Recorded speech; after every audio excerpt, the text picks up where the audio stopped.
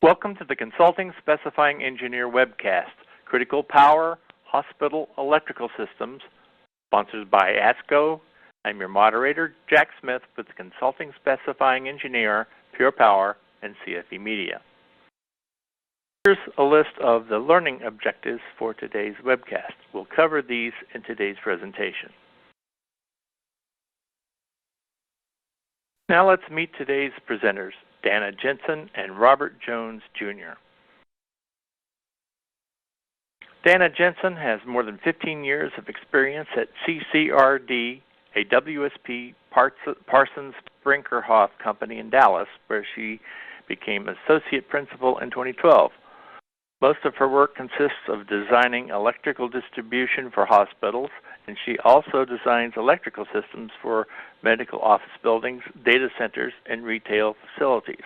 Her duties also include project management and quality control for major projects, which requires knowledge of mechanical, electrical, plumbing, and fire protection systems, as well as commissioning. Dana is a member of the Consulting Specifying Engineer Editorial Advisory Board.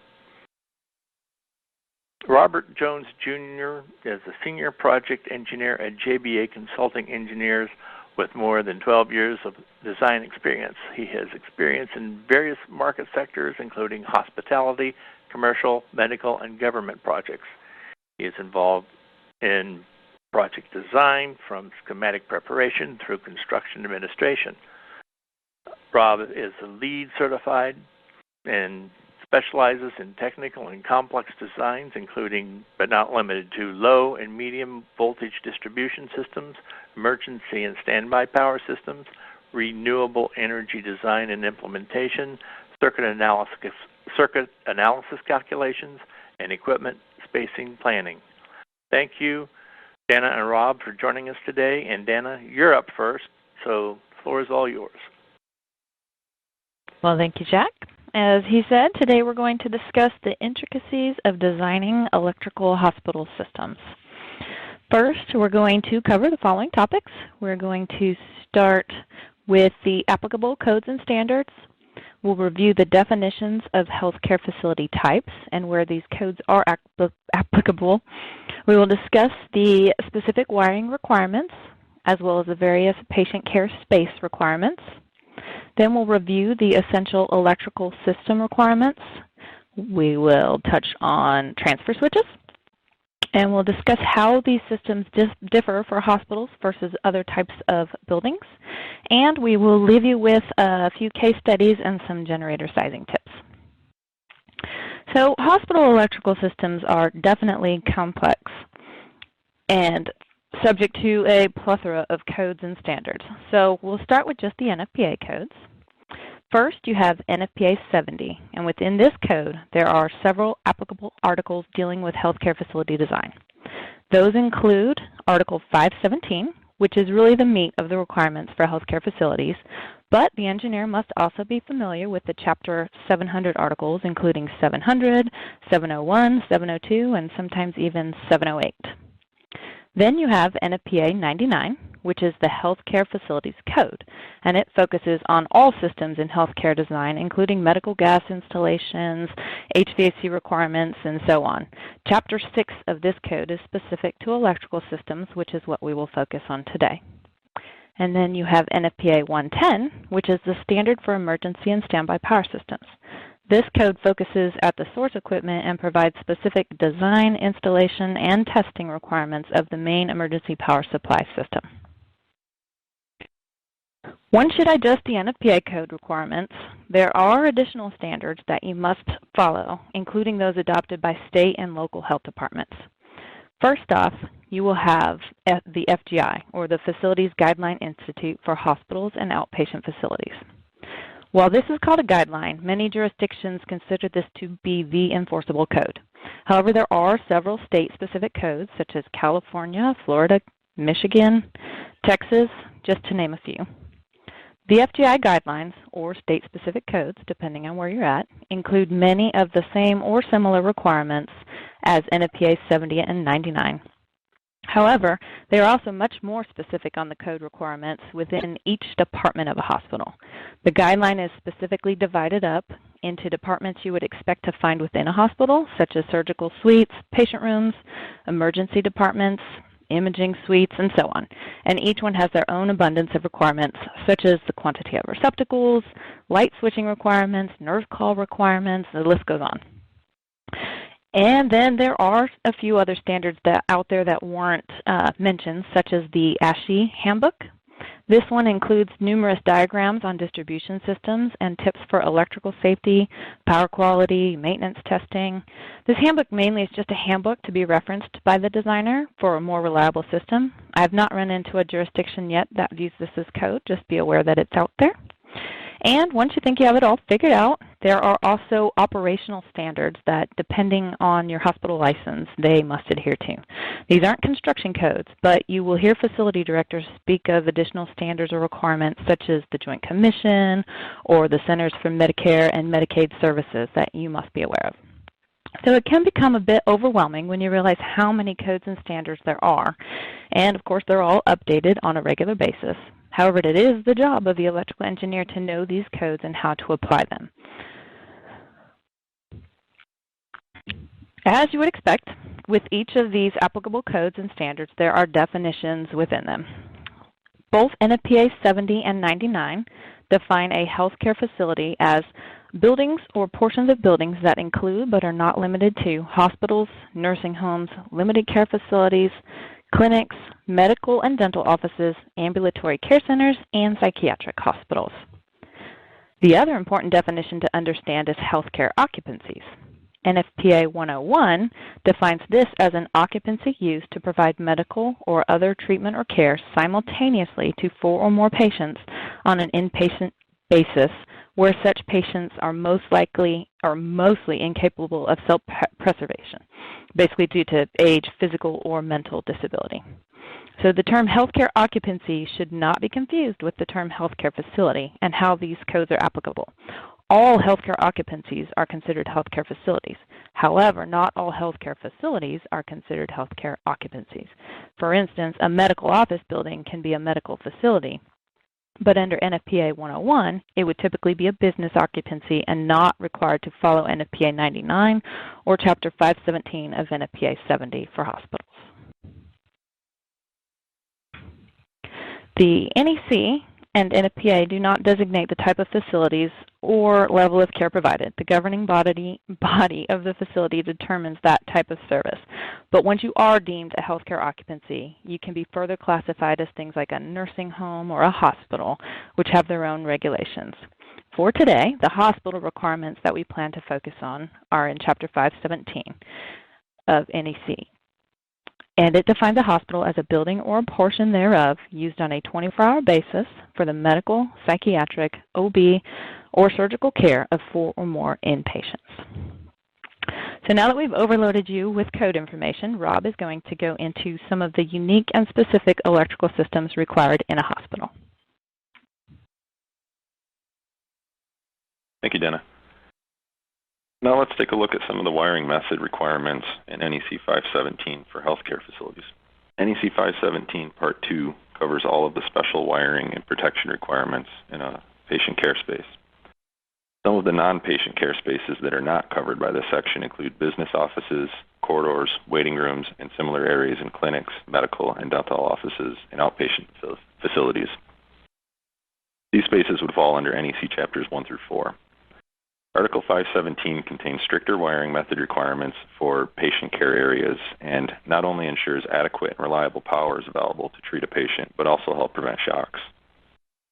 Patients may be in direct contact with electromedical devices, and it is important to minimize voltage potential between conductive surfaces likely to become energized and conductive surfaces that may be in contact with the patient. So before we dive into the requirements, here are some important terms defined in NEC 517. A patient care space is a space within a healthcare facility wherein patients are intended to be examined. The patient bed location is a location of a patient sleeping bed or the bed or procedure table of a patient care area. Now, I should mention the 2014 edition of the NEC changed several definitions in Article 517. For example, patient care area is now the patient care space. However, some instances of this change were missed in this code cycle, but were picked up in the 2017 edition. So I may have area and space intermixed in here if I didn't catch them all. The patient care vicinity is a space wherein a location intended for the examination and treatment of patients extending 6 feet beyond the normal location of the patient bed, chair, table, treadmill, or other device that supports the patient during examination and treatment and extending vertically 7 feet 6 inches above the floor.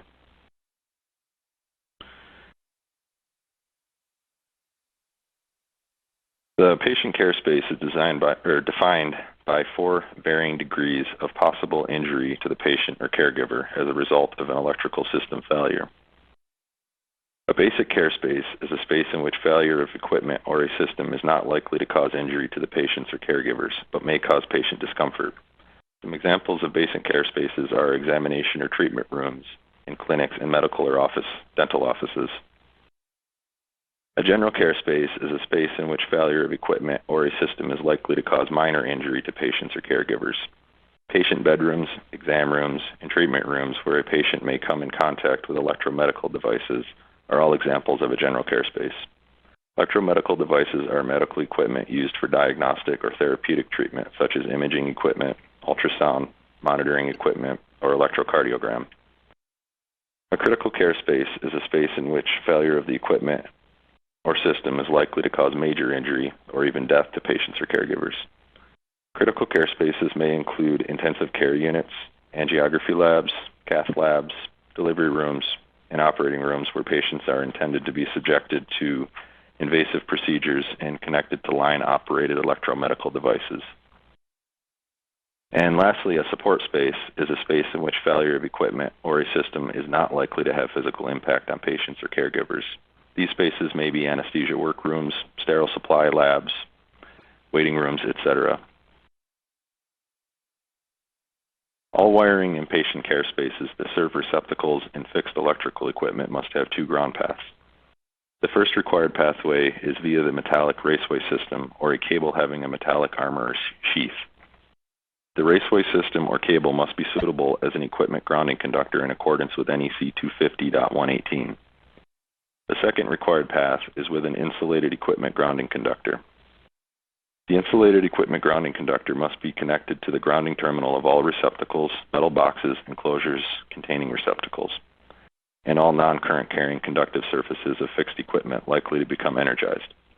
HFC, or healthcare facility type AC cable, qualifies since it has a copper or aluminum strip in contact with the armor, as well as an added insulated grounding conductor.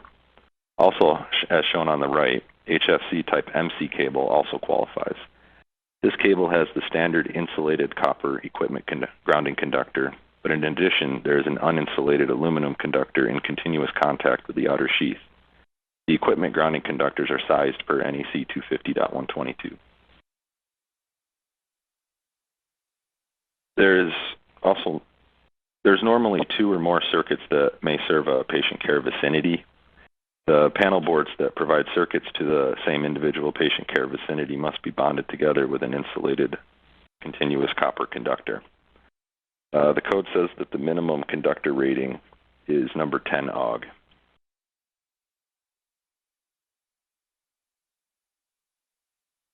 Isolated ground type receptacles are not compatible with the grounding requirements in the patient care vicinity. Since the equipment grounding terminal is isolated from the metal mounting yoke, the raceway grounding path is not available to equipment supplied by the receptacle as the ground fault current path. In previous code cycles, isolated ground receptacles were prohibited entirely from healthcare facilities. The 2014 edition revised this, and NEC 517.16 precludes their use in the patient care vicinity. Use is permitted in other areas such as a nurse station. Hospital-grade receptacles are similar to general use receptacles, except they include increased grounding reliability, assembly integrity, strength, and durability. If you have ever used an old receptacle with fatigued contact tension, you would understand the concern when the equipment supplied by the receptacle may be supporting life support equipment. NEC 517.18b and 517.19b2 require hospital-grade receptacles at the patient bed location. Identification of critical branch supplied receptacles is very important to ensure medical equipment is connected to a reliable source. NEC 517-18A and 517-19A require the critical branch receptacles or the cover plate to be identifiable with a distinctive color marking, usually red, and also indicate the panel board and circuit number supplying them. The last special receptacle requirement I'm going to mention now is for pediatric wards. Receptacles installed in patient rooms, bathrooms, playrooms, and activity rooms in pediatric units must be listed tamper-resistant per NEC 517.18c.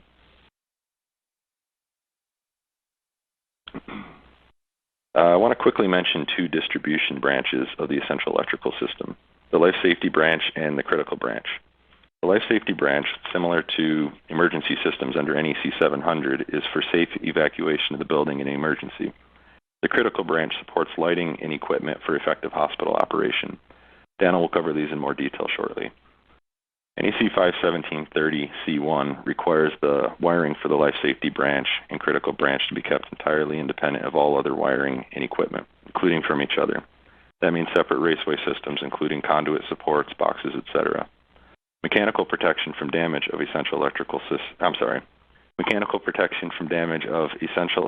system life safety and critical branch wiring is addressed in NEC 517.30C3. If you recall in an earlier slide, the branch circuits in patient care spaces had a requirement for the raceway or cable system to be suitable as an equipment grounding conductor. This requirement precludes the use of any non-metallic raceways in patient care areas. Notwithstanding that, there are 5 wiring methods permitted. The first is non-flexible raceways, type MI cable, type RTRC-XW, or Schedule 80 PVC conduit. For those that may not know, RTRC-XW is fiberglass conduit. It's expensive. The second is where encased in at least 2 inches of concrete, Schedule 40 PVC, flexible non-metallic or jacketed metallic raceways, or jacketed metallic cable assemblies listed for installation in concrete. The next method is listed flexible metal raceways and listed metal sheath cable assemblies when used in listed prefabricated medical head walls, listed office furniture, in existing walls or ceilings not subject to physical damage, and flexible connection to equipment. The fourth method permits flexible power cords for appliances and other utilization equipment. And lastly, cables for Class 2 and Class 3 systems may be installed with or without conduit. Now we'll take a look at some of the special requirements in the general and critical care spaces. In a general care space, each patient bed location requires at least 2 branch circuits, one from the normal system and one from the critical branch. The normal branch circuit may alternatively be a critical branch circuit if that circuit is supplied from a separate transfer switch from the one supplying the other critical branch circuit. When more than one normal branch circuit is supplying an individual patient bed location, all normal circuits must originate from the same panel board. A minimum of 8 receptacles must be provided at the patient bed location. These 8 receptacles may be any combination of single, duplex, or quadruplex type.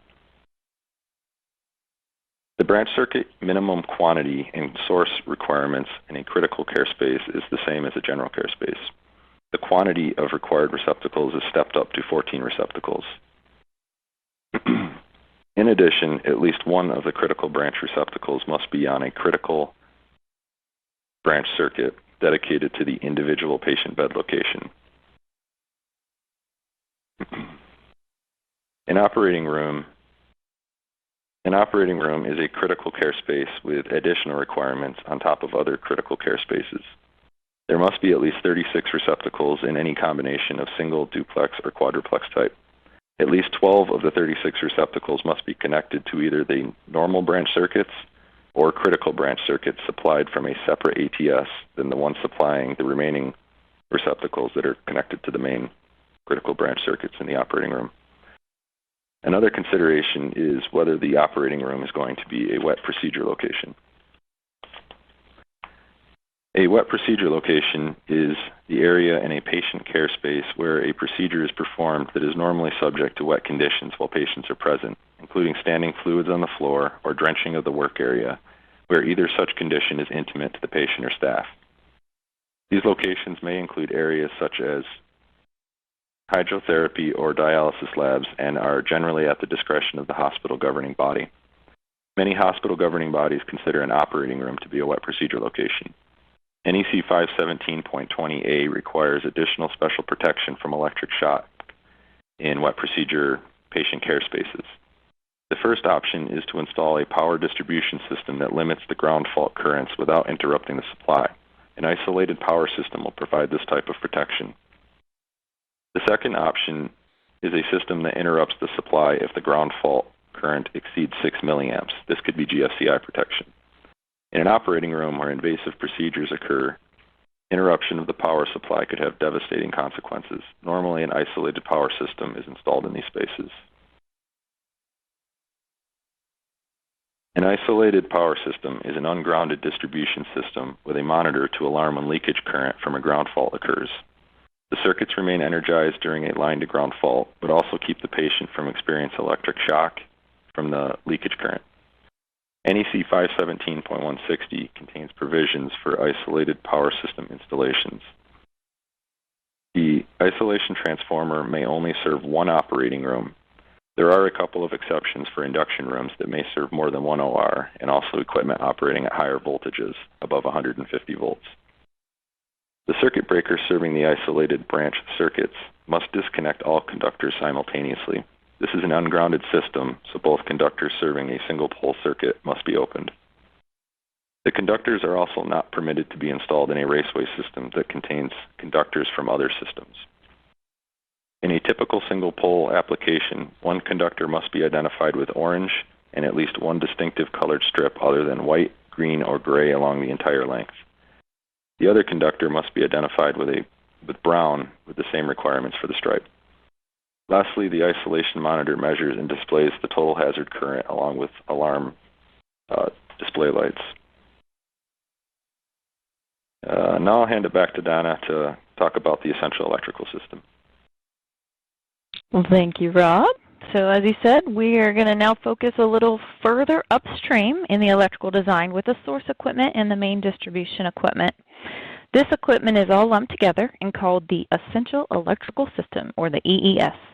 The EES as a whole is defined as a system capable of supplying lighting and power essential for life safety and orderly cessation of procedures during the time normal electrical service is interrupted. The EES is comprised of the alternate source, which is typically the generator, and all of the connected distribution systems, including automatic transfer switches, distribution and branch panel boards, as well as their associated feeders. NFPA divides the EES into three branches: the life safety, critical, and equipment. It provides details on the minimum quantity of ATSs required. However, any of these branches are permitted to be divided into sub-branches for added reliability or is required by the connected load design. Here is a very simplified diagram of an EES for a hospital. And if you are familiar with older versions of the code, you will notice a change in terminology here. Formerly, the critical and the life safety branches were grouped together and called the emergency system. This has been completely removed in the 2014 NEC, and now all three branches are referred to collectively as the EES. This was a change to both the 2014 NEC and the 2015 NFPA 99. In addition, there's new verbiage in these codes that state, for the purposes of this code, the life safety branch must comply with Article 700, which is emergency systems, in the NEC. This was added to clarify the relationship between Articles 517 and 700 of NFPA 70, so that it's intended to that only the life safety branch of the EES comply with Article 700, not the critical and equipment branches. So the life safety branch is the most clearly defined branch in NFPA. It lists exactly what is required to be connected to this branch and stipulates that this and only this is what may be connected. It includes the following: egress lighting, exit signs, alarms and alerting systems, which include fire alarms, medical gas alarms, and mechanical control alarms required for effective life safety system operation. This includes communication systems, both illumination and receptacles at generator set and transfer switch locations, and generator set accessories, including fuel pumps, ventilation fans, louvers, controls, cooling systems, basically anything that's going to keep that generator up and running. It includes elevator cab lighting, controls, and communication. Note, this is not the elevator motor itself. That belongs on a different branch. This is just the cab lighting, controls, and communication themselves. And finally, automatic doors used for building egress.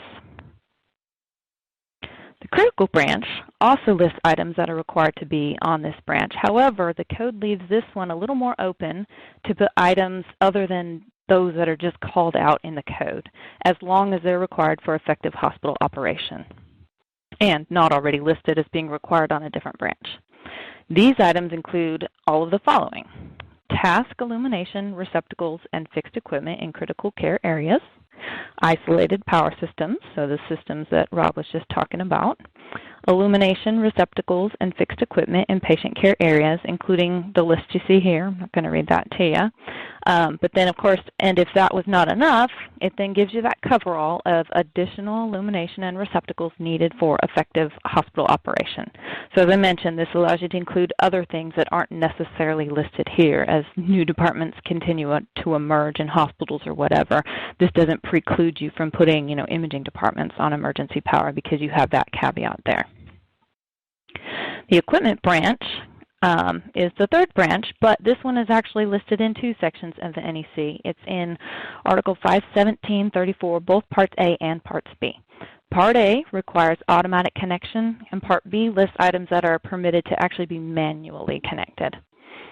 So the following items are required to be automatically connected to the equipment branch: medical air and vacuum equipment, sump pumps, including their controls, compressed air systems serving medical and surgical functions, smoke control and stair pressurization systems, kitchen hood supply and exhaust systems, supply return exhaust systems for isolation rooms, labs, protective environment rooms, nuclear medicine areas or other areas where radioactive material is used, operating rooms, and anesthetizing evacuation equipment.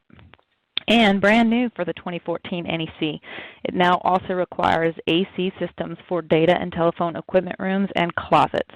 So this is important to note because it could affect that mechanical design. If the mechanical engineer is designing those rooms to be served just off of the VAV boxes, off of a regular old chilled water air handler unit, you better have a chiller on emergency power. Or you can instruct your friendly mechanical engineer to design a dedicated system for these rooms, such as a DX fan coil unit or something that's a little more manageable on the equipment branch system. A couple of exceptions do apply here. The medical air and vacuum systems are allowed to be on the critical branch, and a handful of other things. Basically any other systems that could potentially be hindered if connected to a delayed connection or on a shuttable branch. So just note there's exceptions there. And then Part B of the equipment branch is what is permitted to be manually connected. Again, nothing precludes you from connecting this stuff automatically. The code just allows it to be a manual connection as an acceptable means. This includes heating equipment serving operating rooms, labor and delivery rooms, critical care rooms, nurseries, which include NICUs, isolation rooms, emergency departments, and patient rooms. Note there are also some exceptions here depending on the climate you're in and what that ASHRAE design temperature is. Additional equipment includes pressure maintenance pumps such as jockey pumps for fire protection, elevator, at least one elevator that provides access to patient floors, surgery floors, OB, and the ground or exit discharge floor, hyperbaric and hypobaric facilities, automatic doors, autoclaving equipment or sterilizers, and controls for all the equipment listed here. And then again, just like the critical branch, there's nothing that limits you from putting additional equipment on this branch as long as it doesn't already belong on a different branch and is required for effective hospital operations. So this could be items such as chillers or additional air handler units or other things that you would want on emergency power. So now we've figured out what belongs on each branch. Let's discuss how you create those branches within the system. As you recall from the diagram that we showed earlier, the branches are created by the use of transfer switches. Typically, you'll have a minimum of one per branch, but there are exceptions if your system design is less than 150 kVA. The key here is to work through your design and provide the appropriate number of switches. The larger your system is, the more switches you may desire. It creates added reliability as well as helps to step load the generator by applying your loads one at a time. Another thing to consider is load shedding. Where you have a system with multiple generators, you need to plan for an emergency case scenario where you may lose one or more of your engines, but you still need to maintain your life support systems. In this situation, the life safety and the critical branches must remain functional. Therefore, you have to drop something, so the equipment switch would need to drop in order to avoid overloading the system. So here you can just see a sample ATS schedule from a project where you have more than one generator. So you want to make sure that you're identifying the priority levels of the switches and how they react upon the loss and restoration of power. And you can see here that your priority 1 branches are connected immediately to the bus once it senses power and are never shed. They are also the first to switch back once normal power is restored. And the equipment and optional branches are stepped on later to avoid overloading the system. So there are many additional transfer switch requirements listed in the codes, especially NFPA 110. So that's kind of a separate seminar all in itself. So here are just a few highlights that you should be aware of in the design and specification of your switches within the EES. First off, mechanical interlocking is required to prevent inadvertent connection of the primary power supply and the emergency power supply. Transfer switches must be electrically operated and mechanically held. They are required to be listed specifically for emergency use, and this listing must be by an independent third party, such as UL. They must supply only emergency loads, which are the loads we just discussed earlier for each branch, and they must be suitable for the operation of all functions they are intended to supply. For instance, if it's going to feed inductive loads or nonlinear loads, it must be designed and suitable for that use, such as the switch capacity or interrupting rating. As if all this wasn't enough, there are some additional requirements that you must be aware of in your system design. One is the requirement for the branches to be separated from other circuits. Now, Rob touched on this from a branch circuit level. The codes also talk about this at all the way up at the distribution level. The requirement lists that branches must include physical separation from each other. So this can be done 2 ways, either with vertical switchboard sections, which is the most common, or you can also do it via separate enclosures, such as a set of enclosed circuit breakers lined up near the generator. And in addition, NFPA 110 requires your EES equipment to be in a separate room from your normal power service equipment. Again, exceptions here apply for smaller services. But it's very important to understand at the beginning of a project when laying out your electrical rooms, because as you can see from the photo here, the equipment can start to get very large once you adhere to all the requirements, and this is just the emergency power room. And another requirement is selective coordination. A brief overview of what is meant by selective coordination is where a system is designed to help isolate a fault and not affect unnecessary equipment. So here, the diagram to the right shows a system lacking selective coordination, so there's a fault way downstream and everything highlighted in red has tripped.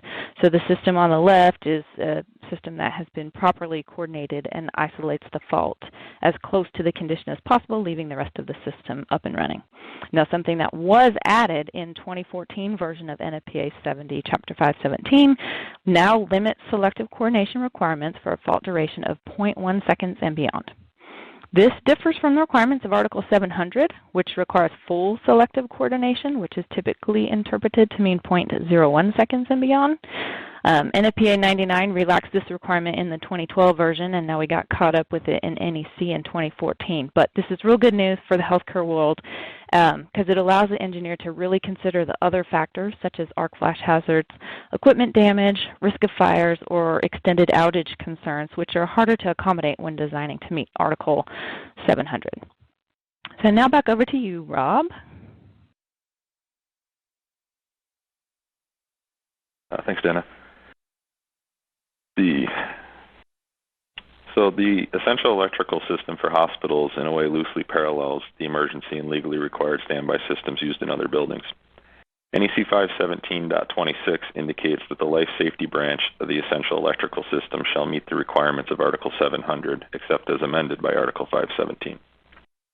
NEC Article 517 takes things a step further and contains more prescriptive requirements, including detailed lists of loads, as Dana mentioned, that may be connected to each system, as well as stricter wiring methods. Next, we'll take a look at some of the differences between NEC 517 and 700.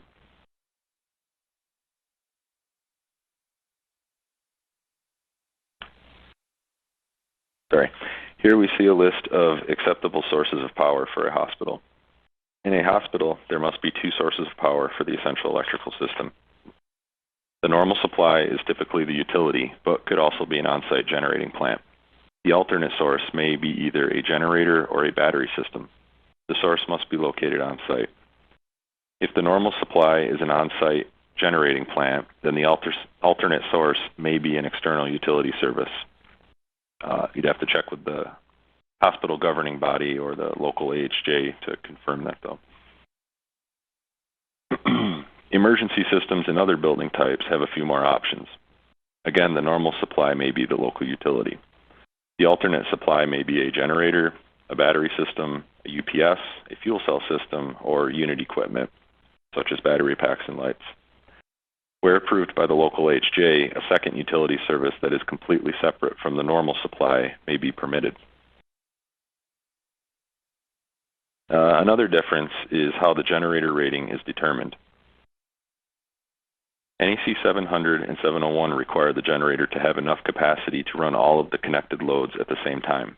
The generator is permitted to support emergency, legally required standby, and optional standby systems.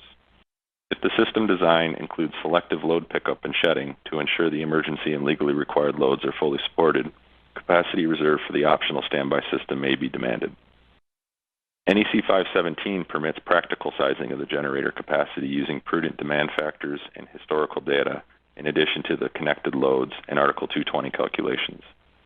Since the essential electrical system can often have a multitude of non-coincidental loads, it is not unheard of an actual demand on the generator of less than 30% of the connected loads. When a diesel generator is operating below 30% capacity, the engine cylinders and exhaust system may experience wet stacking. This is caused by an incomplete fuel burn and over an extended period of time can seriously degrade engine performance. Allowing a designer to size the generator closer to the expected peak demand gives good measure that the generator system will operate correctly over time. There is also a difference with the transfer switches allowed in NEC 517 that is not permitted in NEC 700. Emergency automatic transfer switches under Article 700 are only permitted to serve emergency loads.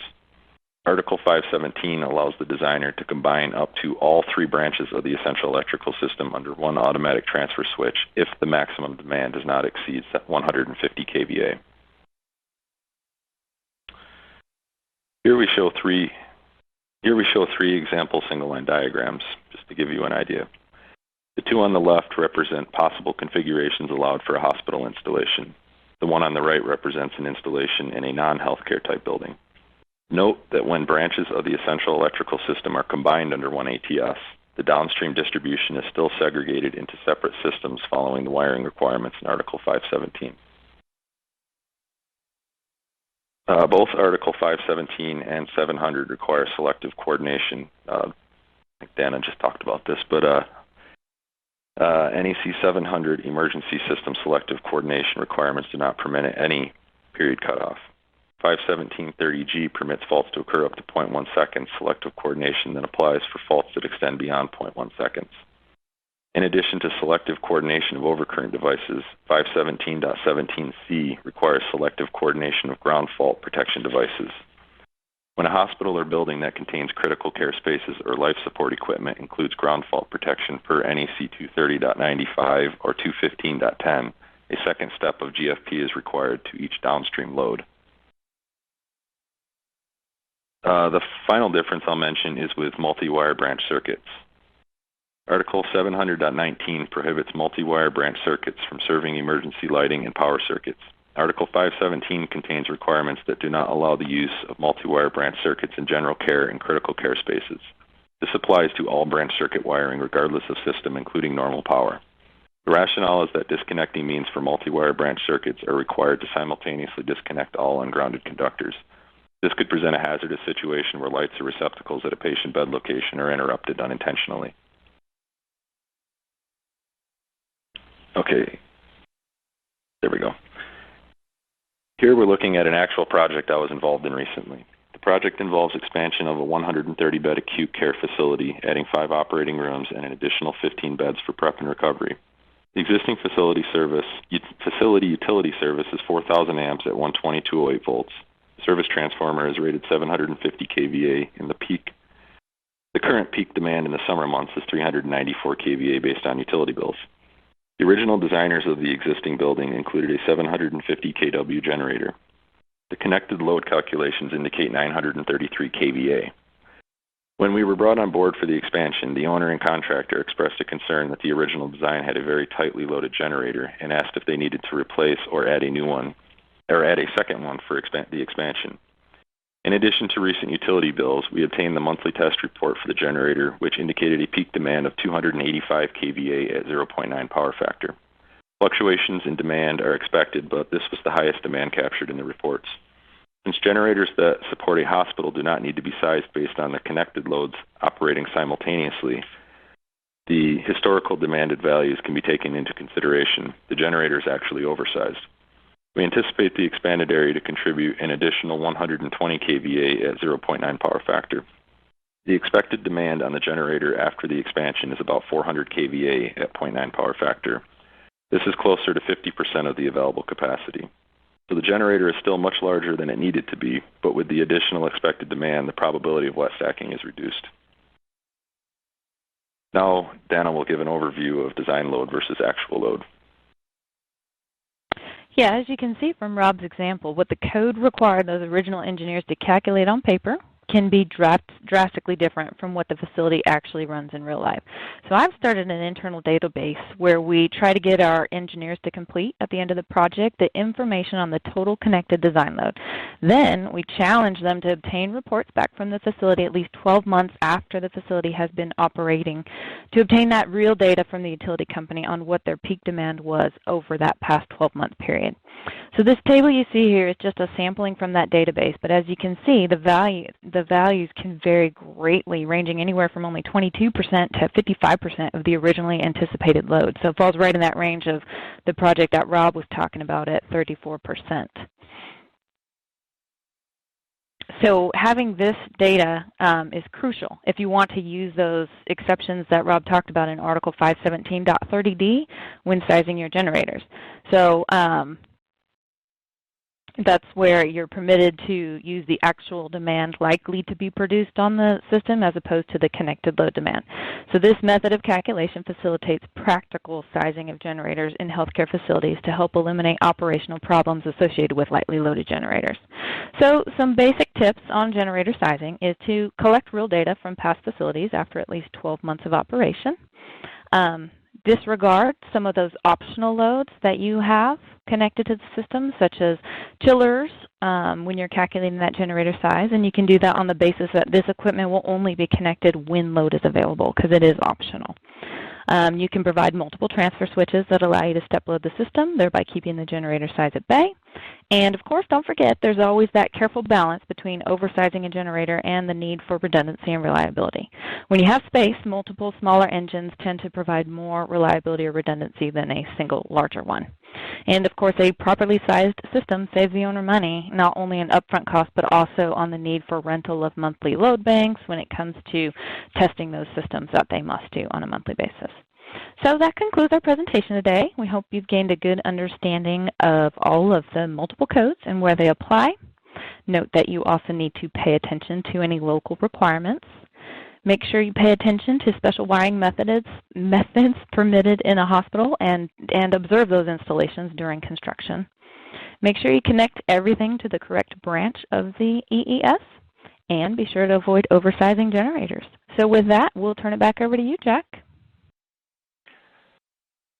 Thank you, Dana and Rob, for that first-rate presentation. And now our presenters will answer questions about the topic, and type your questions in the Ask a Question box on your screen. And please indicate which speaker you would like to answer your question by typing their name before the question. And if you're on Twitter, tweet your questions to hashtag CSE Hospital Power, and we'll get to as many questions as time allows. Additional information will be posted online at www.csemag.com with the archived version of the webcast. And to take the Learning Unit exam, to download your AIACES Learning Unit certificate or the Health, Safety, and Welfare credit, use the Learning Unit exam tab option at the top of your screen, and the exam will open a new browser window, and you can take the exam after the webcast. However, the link will break when the webcast signs off, and the exam will be posted on the Consulting Specifying Engineer webcast at www.csemag.com with the on-demand version of the webcast. And now let's get to those questions. Dana, you get the first one. It's two-part, so here we go. What loads should be added to the emergency system over and above what's listed, and what factor should be used to account for an increase in load on the emergency systems, especially the critical when normal power is lost for, let's say, a 1 to 6 hour time period? All right, well, we'll start with the first one. Good questions. As one of my colleagues likes to say, codes are minimum. If it were any worse, it would be illegal. So definitely you want to, there's always times where you're going to add stuff above what I talked about on each branch.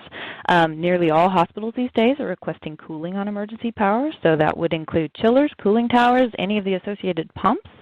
That's pretty typical and pretty good thing to start including on your designs. There's specific imaging equipment, such as an MRI or an X-ray, that could potentially result in lost revenue to the hospital if those aren't on emergency. So that's another good idea of things that you should put on there.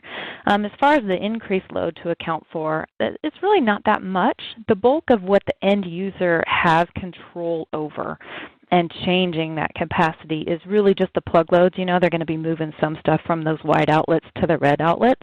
And your overall receptacle load in a hospital is pretty small compared to all of that other stuff that we talked about on the equipment branch, like the elevators and the air handling units and all that stuff that you're already going to have on emergency power. So really it's not a huge deal to account for. And then once you factor in the idea of what we talked about earlier, where you've got your design load versus your real life load, it's not really something that we've ever been terribly concerned about. Well, thank you. Okay, now, Rob, you get the next question. Why are battery-powered lights required in anesthetizing locations? Interesting question. So both the NEC and NFPA contain provisions that require at least one battery-powered light fixture in addition to any of the critical or life safety branch lighting. The reasoning for that is that even though the light should be back on within 10 seconds, it can be a pretty dangerous situation for the patient that might be sedated if there's an invasive procedure going on. If at least one of those battery-powered lights is in the room, it'll allow the hospital staff to safely terminate the procedure quickly. Okay, thanks. And that was a nice answer to that question. And Dana, how about you for this next question? What are the recent changes to codes? And I know that you covered this, but for a refresher, what are the recent codes, changes to the codes that we should be aware of for healthcare facilities? Yeah, we did cover on some of them. There are a couple others that we just didn't have time. So there were changes on the minimum quantity of receptacles that Rob went over. They added the change for you only have to selectively coordinate to 0.1 seconds. You've got to have those dedicated switchboard sections, which adds physical space. Another newer one that I guess I didn't mention was new was that you've got to have your life safety light and receptacles at the ATS room. That didn't used to be in there. It used to be only at the generator location. And then that AC equipment for data rooms, that's a new one.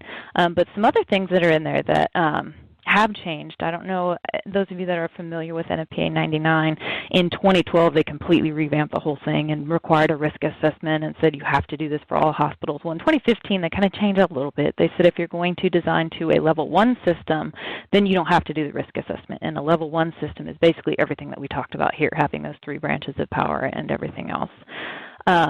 Not applicable only to hospitals, but certainly affects hospitals. They added in an arc flash reduction requirement in NEC 2014, so you need to be aware of that because that affects hospitals as well as other buildings.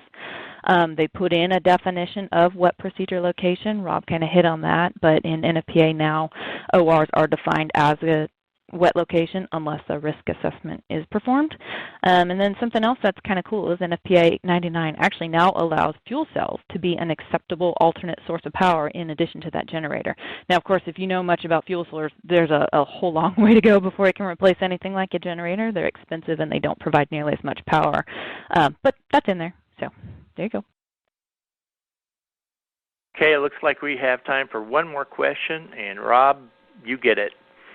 Okay, can smoke dampers or building signage be put on the critical or life safety branches? I'd answer this one quickly. Okay. So, no, they can't be connected to the life safety branch. There's specific things that can be connected to that, and I don't think that either of those fall under that. In regards to connection to critical, that depends. In a hospital, if the smoke dampers are part of the smoke management system, they should be connected to the equipment branch. Otherwise, they can be connected to normal power. Building signage could also be connected to the equipment branch. There is a provision to allow connection of additional select power circuits to the critical branch deemed necessary to effective hospital operation. I have seen the critical branch used in a pinch to connect small power devices when there's no equipment branch nearby under this provision. But the intent is to minimize loads on the critical branch to reduce the chances of a fault. There may be a case to connect smoke dampers under this provision, but building signage is not really necessary for hospital operation. But if you go to a nursing home or a limited care facility, the equipment branch doesn't exist, and most of the loads permitted on the equipment branch are actually moved over to the critical branch, including the equipment required for smoke management. So again, the engineering answer, it depends.